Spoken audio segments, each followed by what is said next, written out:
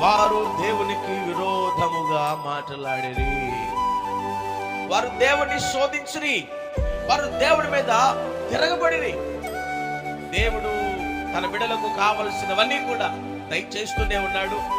అవసరాన్ని బట్టి వారి అక్కరులన్నింటినీ కూడా ప్రభు తీరుస్తూనే ఉన్నాడు. ఎక్కడ కూడా ఎవరికి ఎప్పుడు కూడా ఆయన తక్కువ చెయ్యలేదు, చేయబోడు కూడా. కానీ ఈరోజు మీకు అర్థమవుతా ఉందా, మనం ఎలా ఉన్నామనేదే ప్రశ్న. ఈరోజు మనం ఎలా ఉన్నామన్నదే ప్రశ్న. ఆలోచించండి, అర్థం చేసుకోండి. మనము దేవుడి మీద తిరుగుబాటు చేసేవారంగా ఉండకూడదు, దేవుణ్ణి శోధించేవారుగా ఉండకూడదు, దేవునికి విరోధముగా మాట్లాడే వారముగా ఉండకూడదు.